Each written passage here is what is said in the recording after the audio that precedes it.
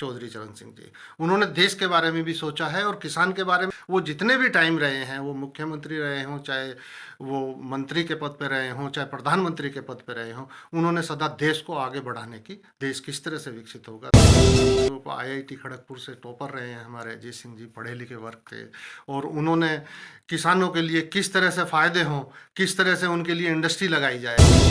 आज जैन जी भी उसी की तर्ज पे। एक और चीज़ बताता हूँ, हमारी पार्टी एक ईमानदारी की पार्टी है। चौधरी चरण सिंह जी, चौधरी अजीत सिंह जी, चौधरी जैन जी, ये एक ईमानदार आदमी रहे हैं, और ईमानदार आदमी ही अच्छा देश के बारे में सोच सकता है। भाजपा से गठबंधन है, भाजपा ही तो नहीं हो गए, और गठबंधन है, वो अपना काम कर रहे हैं, सत्ता में है, वो अपना काम कर रहे हैं। और मुस्लिम समाज में आज भी हम जहाँ जाते हैं, अब रमज़ान का टाइम चल रहा है, हम खूब मुस्लिम समाज रोज़ा अफ्तारी में जाते हैं, और कोई दिक्कत नहीं है। वो मुस्लिम समाज का हमारे यानी नेता आपको भी जा लगता रहे है कि मुस्लिम समाज एक तरफा मोहब्बत निभाता रहेगा? जिस तरह के हालात कई बार बनते हैं, अभी आपने देखा होली, रमज़ान, जुमा, ये वो तमाम चीज़ें, आपके यहाँ से खामोशी रहती है। इस खामोशी को कब तोड़ेंगे आप? कहते हैं कि राजनीति व्यापार का एक पर्याय भी है और व्यापार का कवच भी है। और जो स्मार्ट पॉलिटिशियन है या स्मार्ट बिजनेसमैन है, उनका राजनीति और व्यापार का, बिजनेस का चोली दामन का साथ है।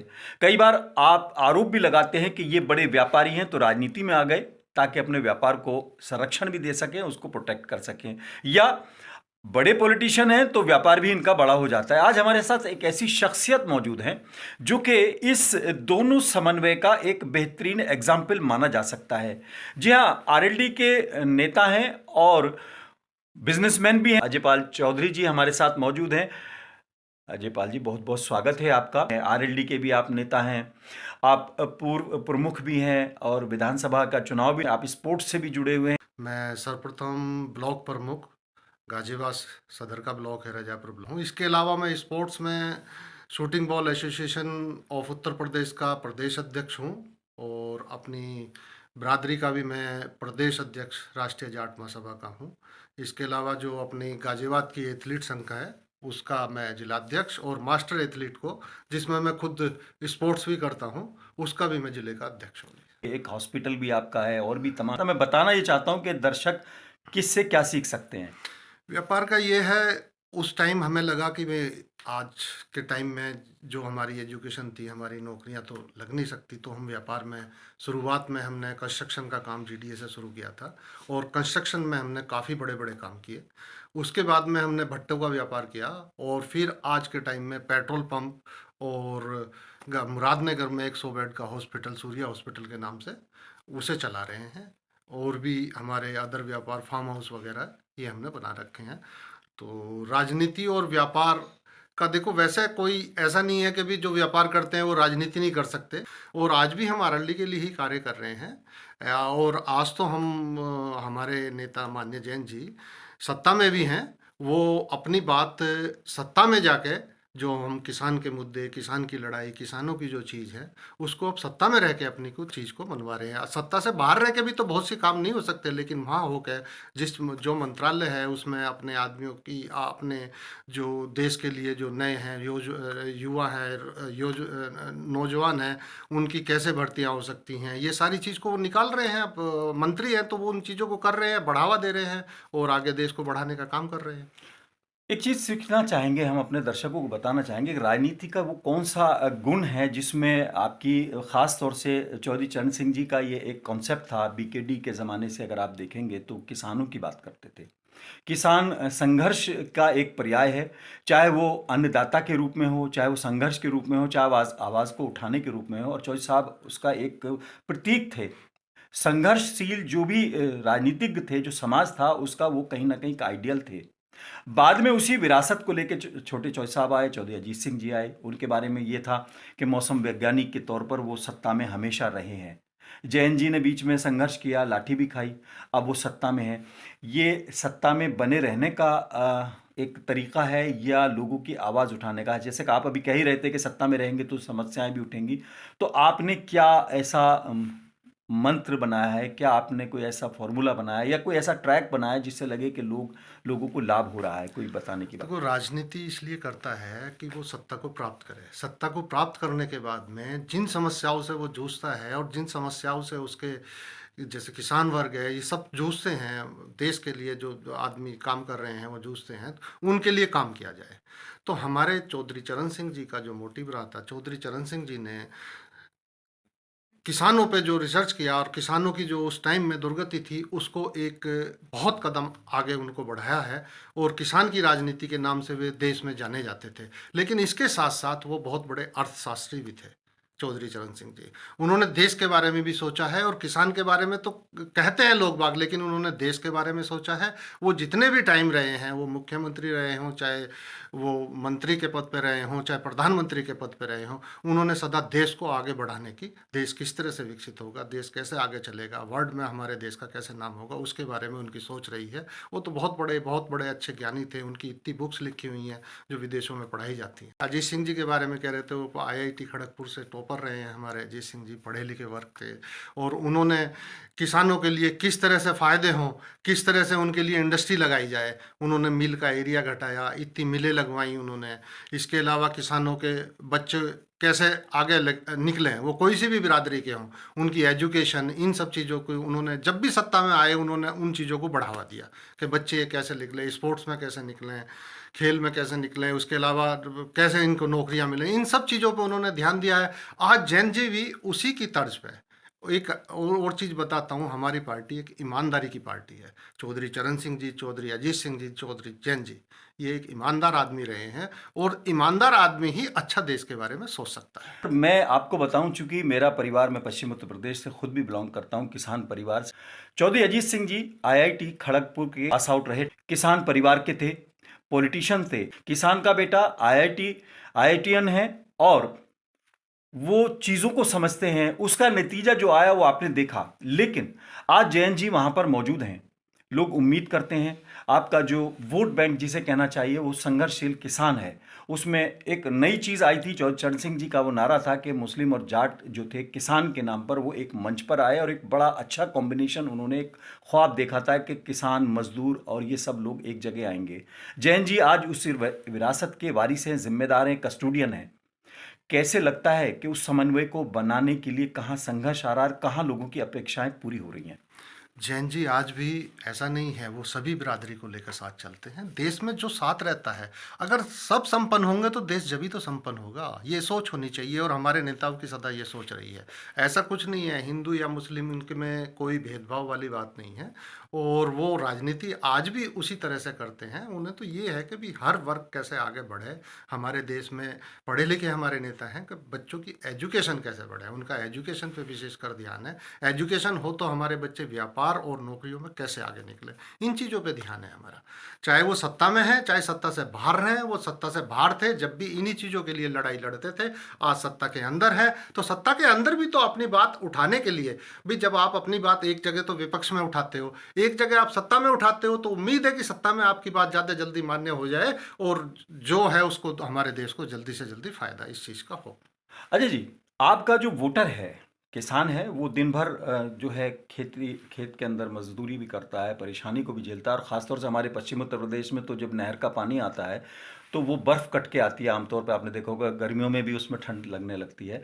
वो रात को सर्दियों में पानी भी देता है, तो उसका वो संघर्ष, फिर वो आपकी पार्टी के लिए भी संघर्ष करता है। ट्रॉलियां भर भर कर अगर प्रदर्शन होते हैं, लाठी भी खाई हैं कई बार, आपने देखा होगा कि आपके ही कार्यकर्ताओं ने खासतौर से तमाम संघर्ष किए हैं। आज सत्ता में हैं, उनकी अपेक्षाएं यकीनन बढ़ी होंगी। जिन बातों के लिए वो संघर्ष कर रहे थे, अब उनको लग रहा होगा कि वो पूरे होने का समय आ गया है, उन सपनों के पूरे होने का समय आ गया है।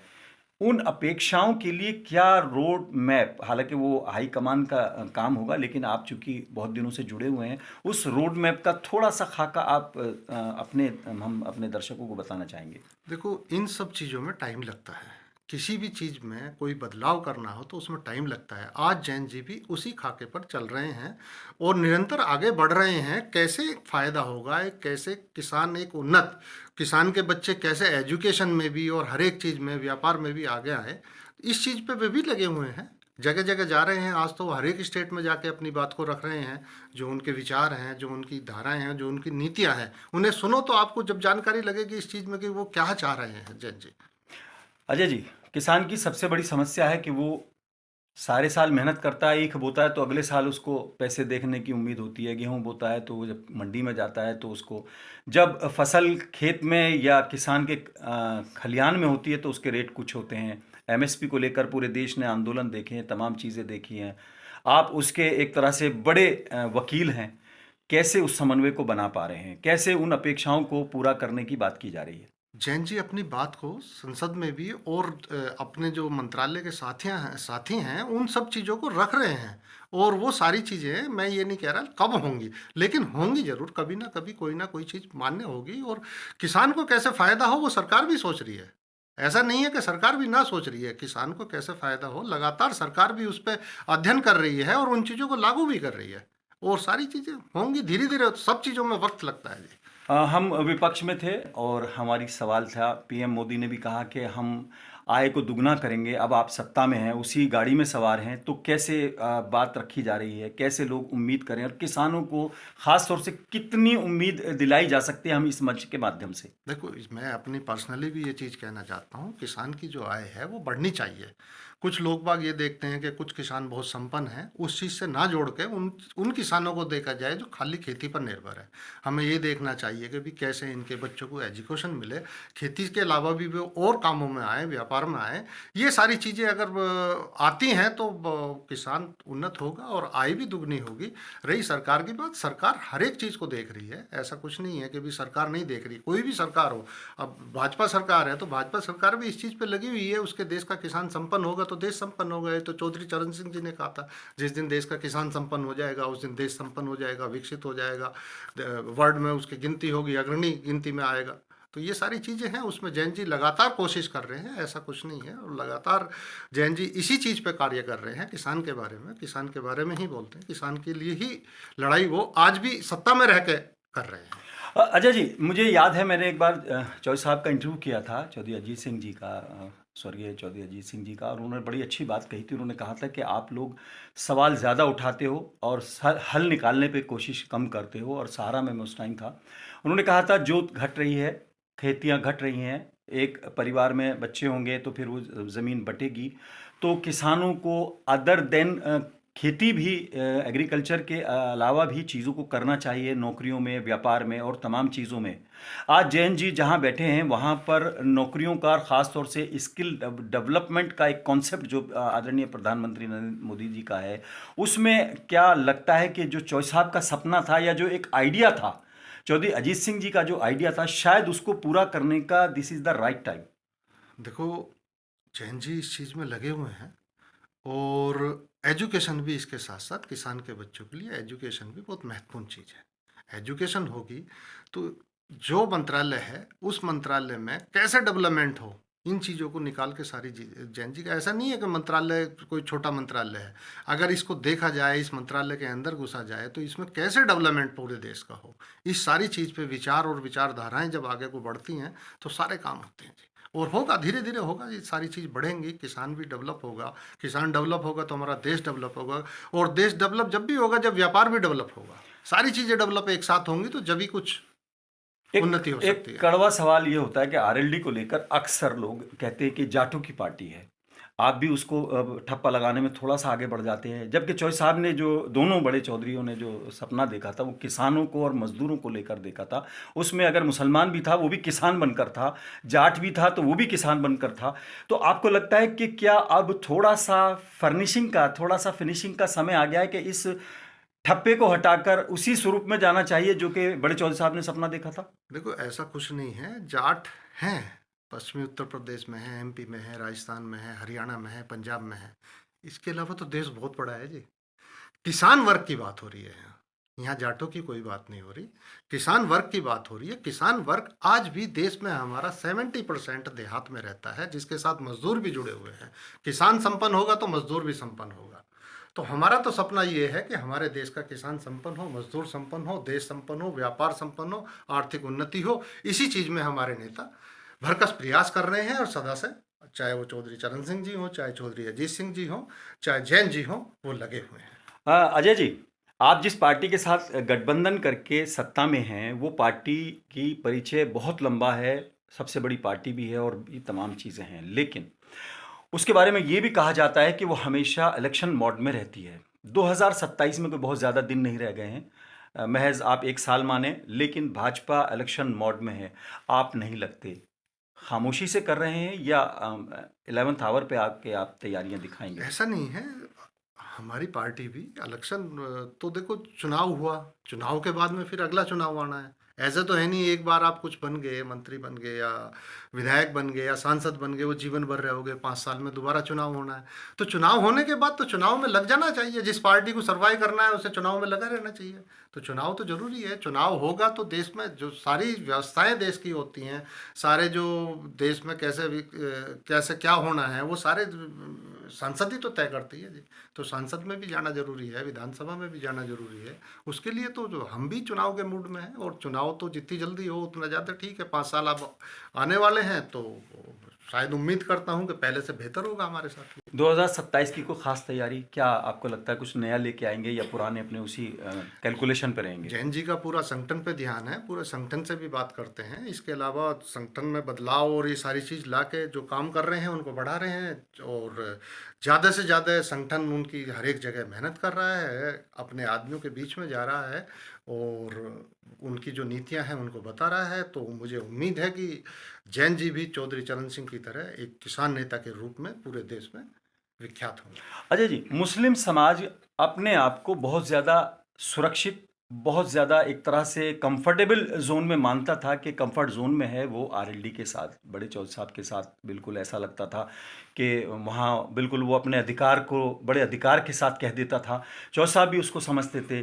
चौधरी अजीत सिंह जी भी ने कई बार आपने देखा होगा कि उन्होंने आउट ऑफ वे जाके किया है। आज जिस तरह से आप हैं, अभी मुस्लिम समाज जुड़ा हुआ था, 2027 में कैसे आपको लगता है कि मुस्लिम समाज आप पर वही भरोसा कायम करते हुए दिखाएगा भी और उसी जोश के साथ या उसी भरोसे के साथ जुड़ा रहेगा? ऐसा आप क्या कर रहे हैं कि ताकि वो मैसेज चला जाए, खास तौर से 2027 के कॉन्टेक्स्ट में बात कर रहा हूँ मैं आपसे? देखो, मुस्लिम समाज की जो बात है वो ऐसा नहीं है कि मुस्लिम समाज भाजपा के साथ नहीं है। भाजपा के साथ नहीं होता तो देश में सत्ता परिवर्तन तो होते रहते हैं। और मुस्लिम समाज चौधरी चरण सिंह जी के टाइम से ही किसान नेता के रूप में अजीत सिंह जी के साथ में और जैन जी के साथ में रहा है और रहेगा आगे भी। ऐसा कुछ नहीं है कि भी उन्होंने भाजपा से गठबंधन है, भाजपा ही तो नहीं हो गए, और गठबंधन है, वो अपना काम कर रहे हैं, सत्ता में है वो अपना काम कर रहे हैं। और मुस्लिम समाज में आज भी हम जहाँ जाते हैं, अब रमज़ान का टाइम चल रहा है, हम खूब मुस्लिम समाज रोज़ा अफ्तारी में जाते हैं और कोई दिक्कत नहीं है। और मुस्लिम समाज को ऐसा तो हमें कहीं महसूस नहीं हुआ कि यानी मुस्लिम समाज में कोई दिक्कत है। अभी मुरादनगर में कई जगह हम रोज़ा अफ्तारी में गए हैं। हमारे माननीय सांसद जी राजकुमार सांगवान जी भी अपना क्षेत्र छोड़ो दूसरे क्षेत्र में भी सब जगह जा रहे हैं, वो रोज़ा अफ्तारी वगैरह हमारे यानी नेता भी आपको जा रहे लगता हैं। है कि मुस्लिम समाज एक तरफा मोहब्बत निभाता रहेगा? जिस तरह के हालात कई बार बनते हैं, अभी आपने देखा होली, रमज़ान, जुमा, ये वो तमाम चीज़ें, आपके यहाँ से खामोशी रहती है। इस खामोशी को कब तोड़ेंगे आप? देखो, होली रमजान ये ऐसा नहीं है कि भी पहली बार होली और शुक्रवार ये पहली बार आए हों। ऐसा लगातार कम से कम मेरे अंदाज में, मेरे ख्याल से ये 12 या 14 बार लगातार आते रहे हैं। और दोनों एक देश के व्यक्ति हैं और एक देश में रहते हैं, तो दोनों आदमी अपना मिलजुल के अच्छा त्यौहार मनाते हैं। ऐसा तो कुछ नहीं है कि भी कोई त्यौहार में वो आ गया या फ्राइडे आ गया तो इससे कोई दिक्कत हो। अब की बार भी कोई दिक्कत हुई कहीं? कहीं कोई दिक्कत नहीं नहीं हुई। नहीं, पार्टी को लेकर मैं 2027 हाँ। के कॉन्टेक्स्ट में किसानों के, मजदूरों के और ख़ास तौर से उन लोगों के लिए जो आपसे अपेक्षा रखते हैं, माइनॉरिटी भी ख़ास तौर से, उनके लिए कोई पैकेज या कुछ भरोसा या कोई ऐसा अनाउंसमेंट आपकी तरफ से हो सकता है कि जिससे वो लोग देखो, अट्रैक्ट हमारे हो? नेता का मानना है इतना पैकेज ना देके उसको काम धंधा, नौकरियां, व्यापार दिया जाए तो आदमी खुद संपन्न होगा। तो पैकेज की जरूरत नहीं है जी किसी भी चीज में जी। चलते चलते लास्ट में मैं आपसे ये कहूँगा कि जो मैंने शुरू में बात कही थी कि एक पॉलिटिशियन, एक बिजनेसमैन और एक बहुत अच्छे स्पोर्ट्समैन वाला जो आपका एक समन्वय के साथ आपने पर्सनैलिटी को डेवलप किया है, आज की नई पीढ़ी को ख़ास तौर से, चूँकि आपका एक तजर्बा उनके काम भी आ सकता है, कुछ संक्षिप्त में ऐसा मैसेज दें ताकि लोगों को ये ना लगे कि जैसे पॉलिटिशियन बिल्कुल नापाक होके रह गए हैं, कि वो करप्ट ही हैं,